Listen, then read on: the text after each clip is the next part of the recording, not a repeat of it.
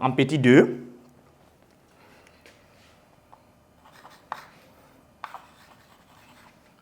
Nous allons voir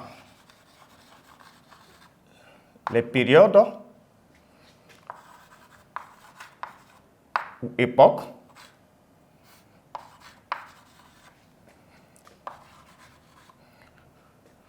donc de chaque division.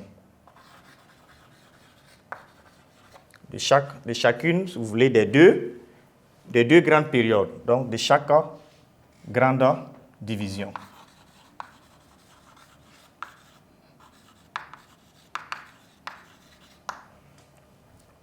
Bien. À ce niveau, c'est de reprendre la même chose.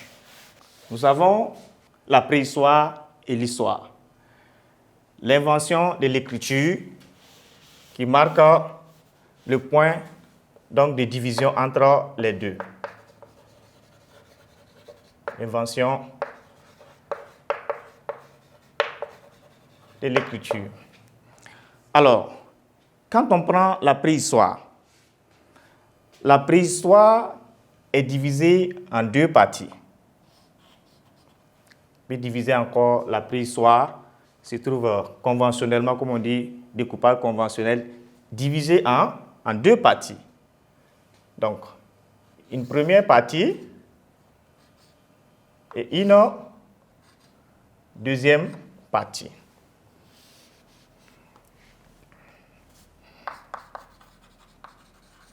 La première partie de la préhistoire est appelée le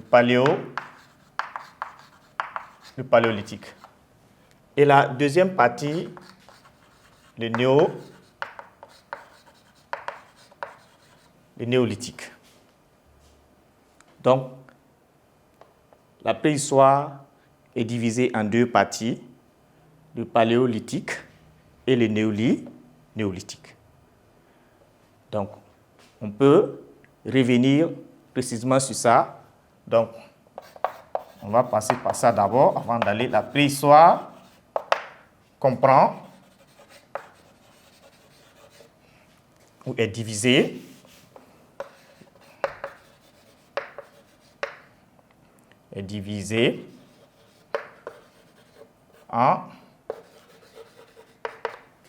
en deux périodes, deux points, le paléolithique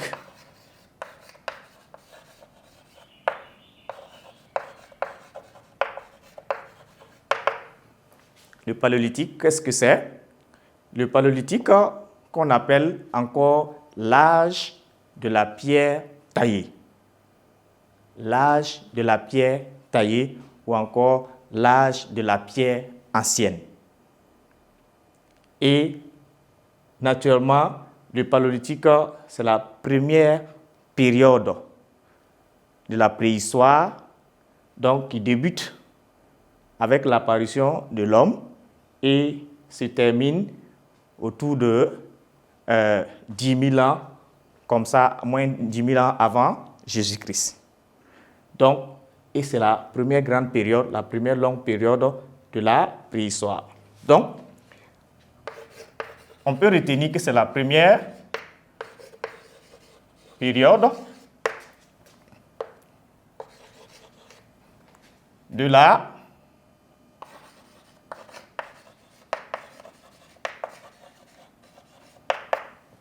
préhistoire, donc allant de l'origine de l'homme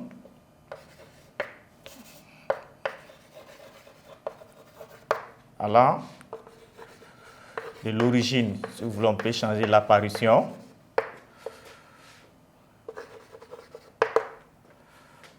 L'apparition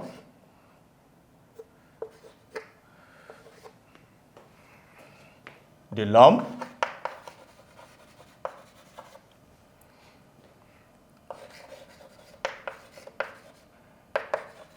jusqu'à environ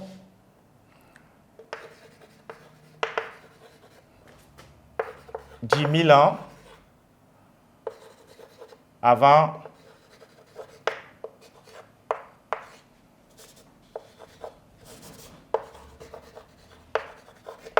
avant Jésus-Christ. Donc, l'apparition de l'homme, ça remonte autour de, en Afrique en tout cas, c'est encore plus lointain, autour de 7 à 5 millions d'années. 7 à 5 millions d'années et jusqu'à environ moins 10 000 ans, c'est-à-dire 10 000 ans avant Jésus-Christ. Bon, ça aussi, pour lorsqu'on est derrière l'an 0, donc si dans l'histoire on a l'âge de la naissance de Jésus-Christ qui correspond à l'an 0, tout ce qui est dans ce sens, c'est plus, tout ce qui est dans l'autre sens, c'est moins. Donc on compte en reculant. C'est pourquoi 7 à 5 millions avant Jésus-Christ, là, ça veut dire que 7 à 5 millions avant la naissance de Jésus-Christ. Voilà. Tandis que le néolithique,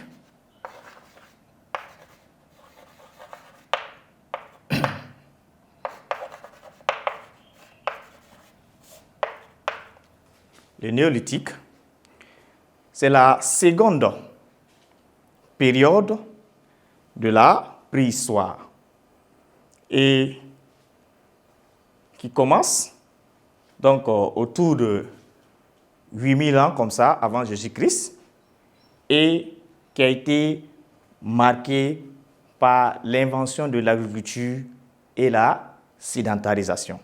Donc, j'ai dit que le paléolithique est encore appelé l'âge de la pierre taillée.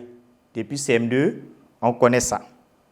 Donc, en allant plus loin, en tant que période, j'ai expliqué. Donc, le néolithique, c'est l'âge de la pierre polie. Donc, l'âge de la pierre nouvelle. Néo veut dire nouveau. Donc, l'âge de la pierre nouvelle. Donc, avec les hommes qui ont commencé non seulement à tailler, mais à polir la pierre. Donc, c'est pourquoi on dit le néolithique, donc, est l'âge de la pierre polie. Mais en tant que période, c'est une période qui a été marquée surtout par l'invention, la découverte de l'agriculture et la sédentarisation, puisque avant, au paléolithique, l'homme vivait une vie de nomade. C'est-à-dire, il se déplaçait, il ne construisait pas de maison, il ne faisait pas de champs, donc il vivait de chasse et de cueillette. Donc, l'homme n'était pas sur place, donc n'était pas sédentaire. Donc, mais au paléolithique, au néolithique du moins, il y aura un changement. C'est pourquoi on parle souvent de la révolution du néolithique, parce que c'est un grand changement que l'homme a connu pendant le néolithique. C'est pourquoi ce grand changement est appelé la révolution du néolithique. Donc, en attendant, ce qu'il faut retenir, c'est que le néolithique, c'est la seconde période.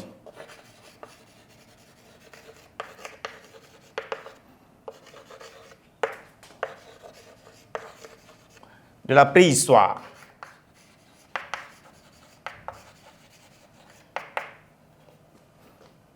De la préhistoire.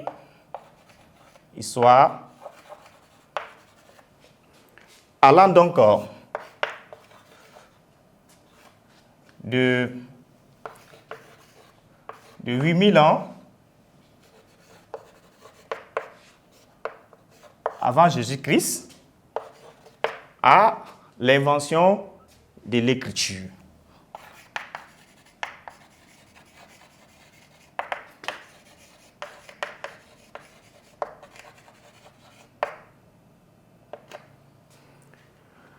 Voilà. Donc, nous retenons clairement que le néolithique, le néolithique, c'est la seconde, puisque c'est deux périodes, la seconde période de la préhistoire, donc qui commence autour de 8000 ans avant Jésus-Christ et prend fin avec l'invention de l'écriture qui marque effectivement même la fin même de la préhistoire. Alors, si vous remarquez très bien, vous allez voir qu'entre la fin donc, du paléolithique et le début du néolithique, il y a un certain décalage. Donc, le décalage correspond à une période qu'on appelle période intermédiaire. Donc, pour pouvoir, entre le paléolithique et le néolithique, et cette période intermédiaire est appelée le mésolithique. Donc, on pourrait ajouter une troisième période qui serait le mésolithique. Mais ce n'est pas une période en tant que telle, c'est une période intermédiaire. C'est un passage entre le paléolithique et le néolithique. Donc, on appelle le mésolithique.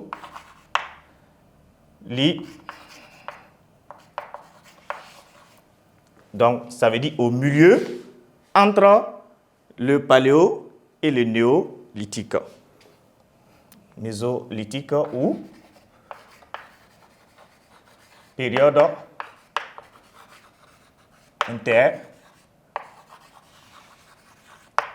intermédiaire. Donc, ce n'est pas une période qu'on peut prendre au même titre que le paléolithique et le néolithique, mais comme étant donné le passage ne s'est pas passé aussi brusquement d'une période à l'autre, il y a une phase de transition.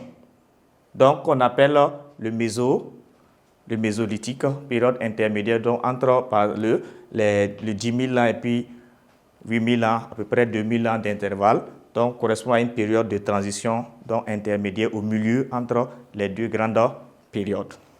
Donc, voici ce que on peut retenir comme période de la préhistoire avec leur signification.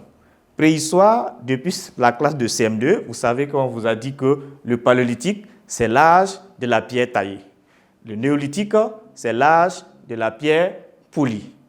Mais, comme on dit, l'âge, ça commence avec quel événement, ça se termine avec quel événement. C'est ça le plus important pour nous ici, pour savoir que l'origine, l'apparition de l'homme, c'est le début de la préhistoire et c'est le début du paléolithique, donc qui court jusqu'à autour de 10 000 ans avant Jésus-Christ. Et à partir de 8 000 ans, c'est l'âge de la pierre polie, donc où il y a eu de grands changements. L'homme a changé de mode de vie, l'homme a évolué et est allé jusqu'à découvrir l'agriculture et l'élevage et passer à une vie sédentaire, donc sur place. Il ne se déplace plus comme derrière les animaux pour faire la chasse et la cueillette, mais il cultive des champs, il élève des animaux pour se nourrir. Alors, cette partie est un peu longue, mais nous allons y revenir pour passer aux étapes de l'histoire.